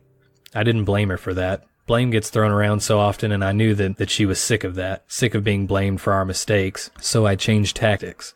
Why me? This was an honest question, and I think somewhere deep down, Lucifer respected that honesty. Which is why she asked, when you first saw me, you were afraid for my safety. When I told you I was the devil, you wanted to lock me away, but still, you did so because you were afraid for me and not for yourself. You didn't wish to harm me, not even when I told you who I was and what I could be capable of for changing your sorry lives. You're a good person, but I'm afraid that means nothing when you don't have the will to do anything with it. She smiled at me sympathetically. The devil showing sympathy for the human that sat across from her at the bar. It was surreal, and for a few heavy moments, I truly thought I must be dead. There was no other way to explain what I was seeing, who I was speaking with, what I had just heard. What am I supposed to do? Lucy reached out to me. She placed a hand on my shoulder. Her hand was cold and warm at the same time, and I felt my blood boil where her fingers scraped my skin. And I knew. Sharing a story like this isn't easy. Hell, it might be the hardest thing I've ever done. Good thing there's no such thing as hell then, right? The fact of the matter is simple. The world is a mess because we refuse to change anything. The devil herself walks among us, and she desperately wants to make our lives better, but she won't. She won't because we won't. We have to prove our will to her before she is willing to do anything herself. We have to be good to each other to help us all be free. Of course, Lucifer told me one last thing before she left the bar, one thing that will stick with me until this body is nothing but rot in the dirt. You can tell as many people as you want, but take a good look at me. I have told 5 other humans this night the same things I've told you, and this was their reaction. They've hurt me, burned me, thrown their food and drink at me. Humans are afraid of their free will, and they find it so much easier to hurt than to own up for their own inadequacies. You will only be free when you stop seeing yourself in the same way that my father sees himself. So that's what I'll leave you with. Lucifer won her wager that night, and I let her walk out the door. And I beg you to do the same. If the devil approaches you one night, listen to what she has to say, and listen to what I have been able to tell you of our meeting. The devil is real, and she doesn't want to torture us. No, we do that just fine on our own. That was a pretty good story. You know what it makes me think of? What? Please allow me to introduce myself. I'm a man of wealth and taste. I don't know what you're referring to. The Rolling Stones, Sympathy for the Devil. Oh. It's literally Satan singing, explaining who he is, that he's been here since the time of, since the beginning of time. He was there when Jesus Christ had his moment of doubt and shame. Do you think it would be interesting if that really was how everything worked? Yeah, man. Of course it would be weird if that's how everything worked. This is hell. We're always here. We don't ever die. Satan wants us to be better, but won't help us do it. Satan isn't the bad guy. Yeah, I just find it strange that, one, the devil is a woman. Maybe. She dabbles. Dabbles, yeah. What? Oh, so you're like sexually active? Does the devil sleep with mortal beings? Billy, was this story telling us that the devil has sex with humans? Clearly. Is Rosemary's Baby a real thing? Did that actually happen? I mean, I guess maybe she can control if she gets pregnant or not. I mean, she is the devil. Well, is it always a woman? We don't even know that. Maybe sometimes it's a woman, sometimes it's a dude. Yeah, that could be what she meant by I dabble, because whenever he said, so you're telling me that the devil is a woman, and she's like, I dabble. So maybe, but she also mentions that it loosens people up in the bed, so clearly she's sexually active. Which it's devil weird. Sleeps with mortals. Yeah. But it would be interesting. I mean, if you're going to subscribe to, Christian mythology and, tradition and stuff, then, I think it would be logical to assume that... Well, reincarnation isn't exactly Christian. Well, I think that it would be logical to assume that it wasn't an apple. Yeah, we don't have a word for it anymore. Yeah, I think that's probably accurate. I mean, well, in Jewish tradition, it's often depicted as a pear. So, it's just different cultures. It's called the Adam's apple for a reason. That's just because we thought it was an apple thousands of years later, and, Maybe. Yeah. It's interesting that he just bails on his friends who are doing, drugs. Ecstasy, coke. Hooking up with people. Yeah. All kinds of weird stuff like that. And he goes to this other random bar. And, I mean, I don't know. Even like the narrator, I'm not particularly religious either, but I wouldn't be able to just sit there and listen to some crazy girl just ramble on about. Do you think that... Well, you're in a relationship. Let the single guy take you through what happens. Well, I listen, and then I pound the devil out of her. That's what I do. So you're gonna do like what all the other people did? No, I meant it in a sexual way. Oh. I bang the devil out of her. That's what I do, Ryan. Terrible. Having sex with the devil. Although I guess it wouldn't matter because this is hell anyway. All right. I had sex with the king of hell. Do you think that in some sort of way, by her telling that story to people, that would incentivize people to sin more because it doesn't matter? No, I think what she's hoping is that people will take it seriously and change, and try to get all humans to change so that she'll finally get up off her ass and help us be the beings we're meant to be. It's just kind of far-fetched to me. It's just a little out there, That you have a problem with. This woman sitting down and being the devil. All right, I can buy that. But humans changing. Well, it would be just like the devil to paint God in a bad light. And by telling somebody that it doesn't matter what they do, that there's always going to be war and pestilence and people dying, getting raped and tortured and stuff, it's like, what point is there anyway? Especially if I'm just going to be reincarnated and not have any memories of my previous lives. But like I said with you, the reincarnation kind of doesn't make sense if you consider population growth. It's like, okay, are new souls being created at all if we're just being reincarnated? Otherwise, our souls would have to be able to inhabit more than one body, It's for real estate. Maybe. It just seems, yeah. This was a good story. It's weird. It makes you think. Yeah, and that's by the user on Reddit is called 1000rows, and yeah, ROWS, and he or she, I don't know. They make a bunch of these no sleep stories. So if you want to go check them out, they have some that are series, some that are one-offs. But yeah, this was pretty good. Yeah, I really like browsing the creepypastas. Although you know what it could have used. What? It could have used a British accent, governor. Yeah. He went to a pub. Although, because I can't do a fancy British, I can do Cockney. I can't do well, hello. I went to the pub. See, that sounds like Stewie Griffin. Yeah, you sound like Stewie. I want some Cool Whip. Cool Whip? Why are you singing like that? What? Say cool. Cool. Say whip. Whip. Now say it together. Cool Whip. That is a great bit from that Yeah, show. I know. Did you ever see the one off topic where they're like Stewie buys a house and they're fixing it and they're talking over the walkie-talkies? No. And Brian and Stewie are talking over walkie-talkies. He goes, "Let me know when you see it. Over. When I see what? When you see what? Over." And it's because Brian's not saying the word over. So he goes, "You got to say over." I have to say over? You have to say what? Over? I have to say over even if the sentence ends in over? Over what? Over. And he ends up like pulling the wire through the wall and slamming Stewie into it. I always love their interactions. Yeah. This show's kind of fallen off the past few years, though. Yeah, maybe. Yeah. Although they got did a great, little more uncreative, a little more slapstick kind of stuff. but they had a great Infinity War joke. Really? Yeah, they were talking about it and how Thanos had all the stones. And one of them says, "Well, what does that mean for us?" And Peter's like, "I don't know." And then Joe and Cleveland started to turn into dust and just fade away. And Cleveland was like, "I knew it was gonna be us." Like the two minority characters. So get blown Cleveland away. came back to the show, right? Yeah. Because he was gone for a while. Well, he had the Cleveland show, and that Yeah. didn't do so well. So No. they brought him back to go hug. Yeah. So, let us know what you think about that. Yeah. I'd like to read a little more of those no sleep stuff, which would be fun. I've browsed through some of it, ironically, before I go to sleep at night. Yeah, which is dumb. Real dumb. Why?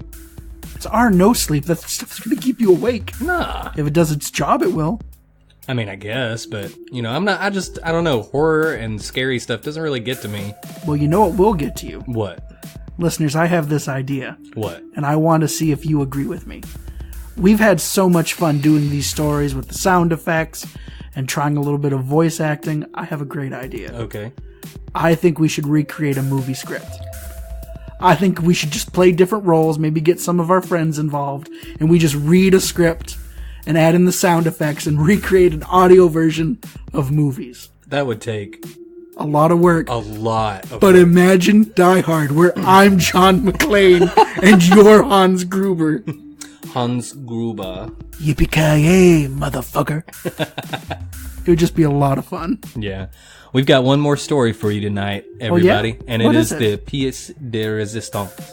Oh, you think so? Yeah. I think I have it to is. admit, you liking it so much made me pretty happy. I'm gonna gas you up, bro. No, thank you.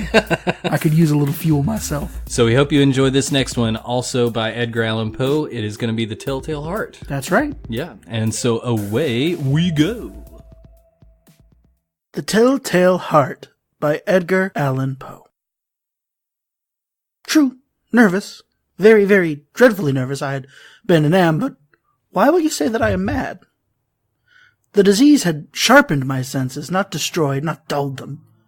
Above all was the sense of hearing acute. I heard all things in the heavens and in the earth. I heard many things in hell. How, then, am I mad? Hearken, and observe how healthily, how calmly I can tell you the whole story. It is impossible to say how first the idea entered my brain. But once conceived, it haunted me day and night. Object, there was none. Passion, there was none. I loved the old man. He had never wronged me. He had never given me insult. For his gold I had no desire. I think it was his eye. Yes, it was this.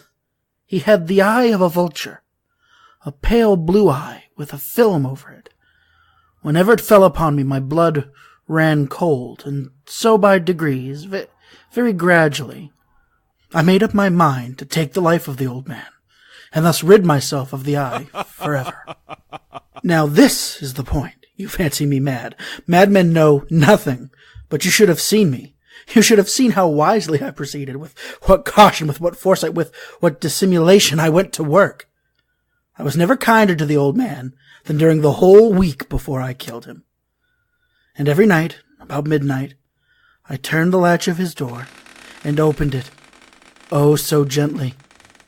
And then, when I had made an opening sufficient for my head, I put in a dark lantern, all closed that no light shone out. And then I thrust in my head. Oh, you would have laughed to see how cunningly I thrust it in. I moved it slowly, very, very slowly, so that I might not disturb the old man's sleep. It took me an hour to place my whole head within the opening so far that I could see him as he lay upon his bed. Would a madman have been so wise as this? And then when my head was well in the room, I undid the lantern cautiously, oh, so cautiously, for the hinges creaked. I undid it just so much that a single thin ray fell upon the vulture eye. And this I did for 7 long nights, every night just at midnight. But I found the eye always closed, and so it was impossible to do the work. For it was not the old man who vexed me, but his evil eye. And every morning, when the day broke, I went boldly into the chamber and spoke courageously to him, calling him by name in a hearty tone, and inquiring how he had passed the night. So you see, he would have been a very profound old man indeed, to suspect that every night, just at 12, I looked in upon him while he slept. Upon the 8th night, I was more than usually cautious in opening the door. A watch's minute hand moves more quickly than did mine. Never before that night had I felt the extent of my own powers. I could scarcely contain my feelings of triumph. To think that there I was, opening the door, little by little, and he not even to dream of my secret deeds or thoughts. I fairly chuckled at the idea. Perhaps he heard me, for he moved on the bed suddenly, as if startled. Now you may think that I drew back, but no. His room was as black as pitch with the thick darkness, for the shutters were close-fastened through fear of robbers. And so I knew that he could not see the opening of the door, and I kept pushing it on steadily. I had my head in, and was about to open the lantern when my thumb slipped upon the tin fastening, and the old man sprang up a bit, crying out, "Who's there?" I kept quiet still, and said nothing. For a whole hour, I did not move a muscle, and in the meantime, I did not hear him lay down. He was still sitting up in the bed listening, just as I have done, night after night, hearkening to the death watches in the wall. Presently I heard a slight groan, and I knew it was the groan of mortal terror. It was not a groan of pain or of grief. Oh, no! It was the low, stifled sound that rises from the bottom of the soul when overcharged with awe. I knew the sound well. Many a night, just at midnight, when all the world slept, it has welled up from my own bosom, deepening with its dreadful echo the terrors that distracted me. I say I knew it well. I knew what the old man felt, and pitied him, although I chuckled at heart. I knew that he had been laying awake ever since the first slight noise, when he had turned in the bed. His fears had been ever since growing upon him. He had been trying to fancy them causeless, but could not. He had been saying to himself, "It is nothing but the wind in the chimney. It is only a mouse crossing the floor, or it is merely a cricket which has made a single chirp." Yes, he had been trying to comfort himself with those suppositions, but he had found all in vain, because death, in approaching him, had stalked with his black shadow before him and enveloped the victim, and it was the mournful influence of the unperceived shadow that caused him to feel, although he neither saw nor heard, to feel the presence of my head within the room. When I had waited a long time, very patiently, without hearing him lie down, I resolved to open a very, very little crevice in the lantern. So I opened it. You cannot imagine how stealthily, until at length a simple, dim ray, like the thread of the spider, shot out from the crevice and fell full upon the vulture eye. It was open, wide open, and I grew furious as I gazed upon it. I saw it with perfect distinctness, all a dull blue with a hideous veil over it that, as if it was chilled the very marrow in my bones. But I could see nothing else of the old man's face or person, for I had directed the ray as if by instinct precisely upon the damned spot.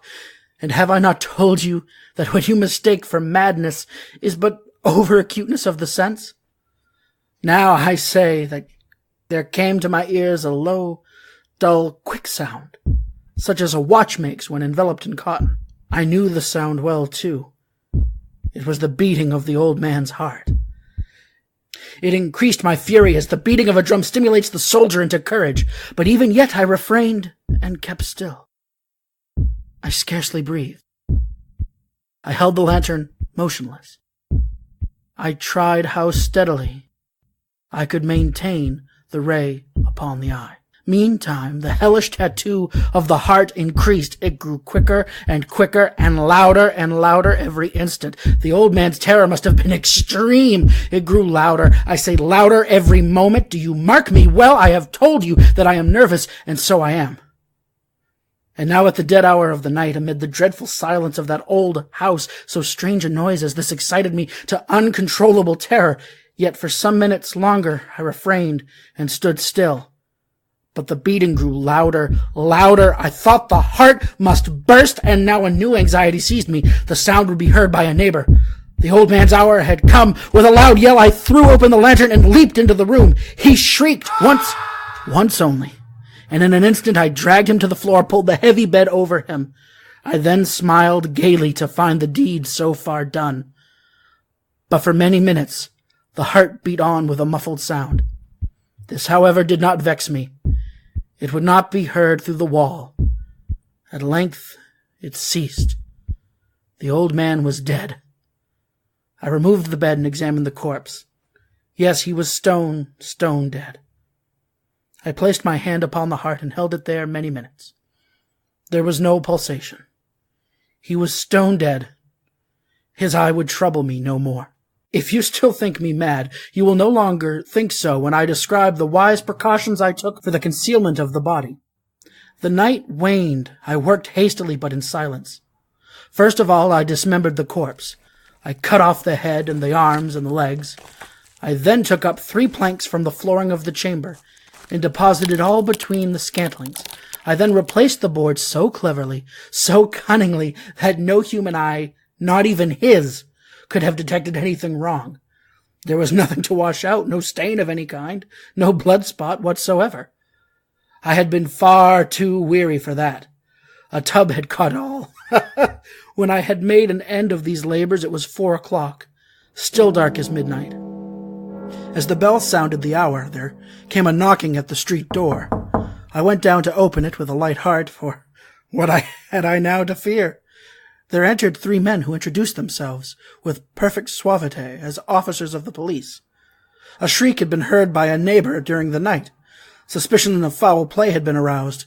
Information had been lodged at the police office, and they, the officers, had been deputed to search the premises. I smiled, for what had I to fear? I bade the gentleman welcome. The shriek, I said, was my own in a dream. The old man, I mentioned, was absent in the country. I took my visitors all over the house. I bade them search well. I led them at length to his chamber. I showed them his treasures, secure, undisturbed. In the enthusiasm of my confidence, I brought chairs into the room and desired them here to rest from their fatigues, while I myself, in the wild audacity of my perfect triumph, placed my own seat upon the very spot beneath which reposed the corpse of the victim. The officers were satisfied. My manner had convinced them. I was singularly at ease. They sat, and while I answered cheerily, they chatted of familiar things. But ere long I felt myself getting pale and wished them gone. My head ached, and I fancied a ringing in my ears, but still they sat and still chatted. The ringing became more distinct. It continued and became more distinct. I talked more freely to get rid of the feeling, but it continued and gained definitiveness until at length I found that the noise was not within my ears.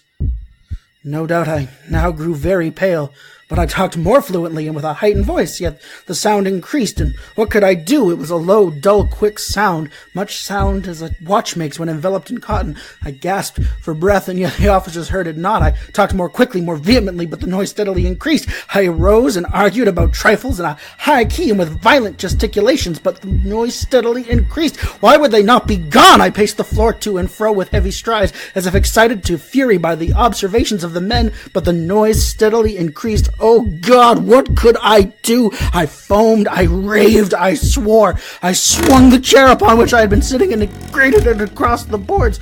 But the noise arose over all and continually increased. It grew louder, louder, louder, and still the men chatted pleasantly and smiled. Was it possible they heard not? Almighty God, no, they heard. They suspected, they knew. They were making a mockery of my horror. This I thought and this I think, but anything was better than this agony. Anything was more tolerable than this derision. I could bear those hypocritical smiles no longer. I felt that I must scream or die, and now again, hark, louder, louder, louder, louder. Villains! I shrieked, dissemble no more, I admit the deed, tear up the plagues, here, it is the beating of his hideous heart.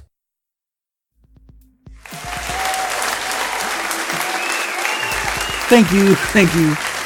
No, really, come on now. All right, settle down. Oh, thank you so much. I just want to thank the Academy of Audiobook Narrating for the most prestigious of all awards. I couldn't have done it without my podcasting partner, Ryan Armstrong, all the fans of the JRAM and Billy Show. This is truly the crowning moment of my podcasting history. This is the moment on my deathbed I will recall as the moment where I succeeded the most in my life. Excellent reading. Can we have another round of applause, please? Please. Thank you. Oh, they love us. I know they do. It's amazing. Oh my gosh. Okay, all right. Settle down. We got some more talking to do. Okay. Yeah. So, James. Yes. This is the interview, by the way. This is my award show interview, so do it right. So, James, what gave you the inspiration to read this story?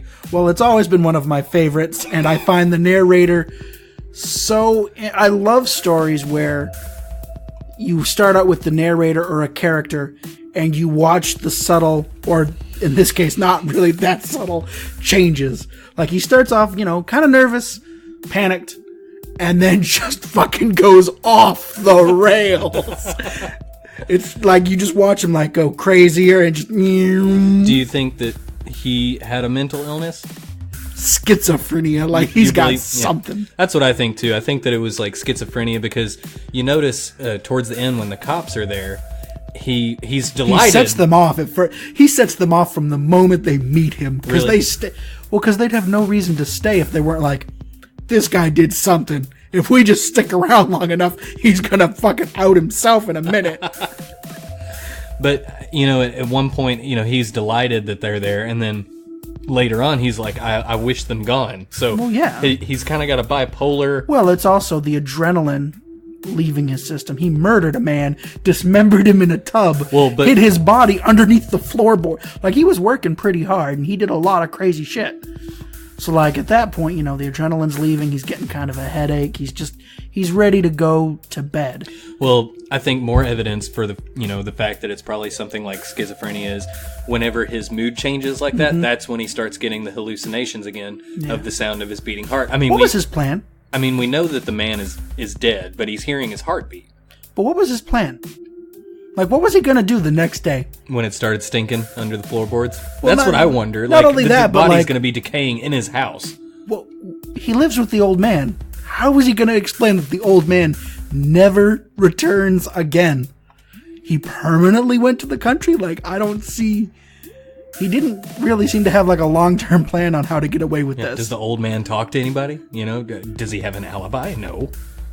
Where did the old... Is there anyone else who can corroborate that the old man went to the country? Now, does he live in a flat, an apartment? I thought it was kind of a mansion-style building, I imagined. I was thinking it was the something old man is rich because he constantly refers to his treasures. Yeah. He wasn't after his money or his treasures. So that to me says that the old man is probably very well to do. Yeah. And that maybe this gentleman, this narrator, is like a keep or something. He's a caretaker or something. Yeah, and also the style of the writing in this one was way easier to read.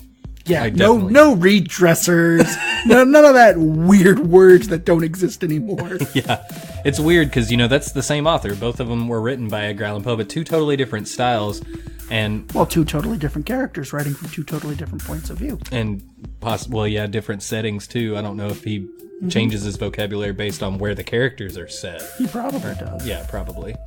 But it was definitely spooky. I really liked your rendition, especially the ending. It was very climactic, very theatrical. I really liked it has to be. Yeah. He's lost his shit. Like he hears a beating heart, a dead beating heart underneath his seat. That'd be like right now if underneath your chair you heard boom boom boom boom boom boom. Pretty scary. I don't think I would rip up my floorboards and scream that I'd... Villains! Yeah. It was a lot of fun. Yeah. I loved doing this. Yeah. I just think it's funny how he took like 10 minutes to stick his head in the window. Can you imagine how silly that would look? Like Not only did he take 10 minutes... barely moving. I mean like so slowly, so stealthily. And then left it there for like hours on end. The guy was clearly just off his fucking meds or some shit. Like how did the old man not realize? I think my caretaker is. I don't think he's feeling that good. So you think that the main character was a caretaker? Does he say that in the? I didn't catch that. Well, no, but I mean, he lives with this old rich guy who's blind in one eye. I mean, family member maybe it's like a nephew or something. I doubt it. He doesn't say that he's got any relation to him. I thought it was something like an apartment, like, just... Nah, the old guy's the guy rich. who lives across the way from me has got a creepy fucking eye, and I want to kill him and dismember his body in a bathtub. I'm telling you, I think it's a mansion, and I think he lives there because he's like a caretaker or something. Yeah, maybe. Or maybe just a companion. That was kind of back in the day. Maybe he was just like, I don't want to live alone. I'm old, I'm rich, and I'm blind in one eye. I don't want to live alone. Yeah. You know what? I've had a lot of fun with this episode, and I'm looking forward to. Oh yes. I'm looking forward to the other holiday specials that we have coming up. Yes, we do. We've got some that are working. We're working on. To be honest, we don't really know what we're gonna do with Thanksgiving. I mean, we're gonna do mukbang. We're just gonna go ahead and spoil that now. Like it's just gonna be us eating Thanksgiving dinner. I don't know what we're gonna do on top of that.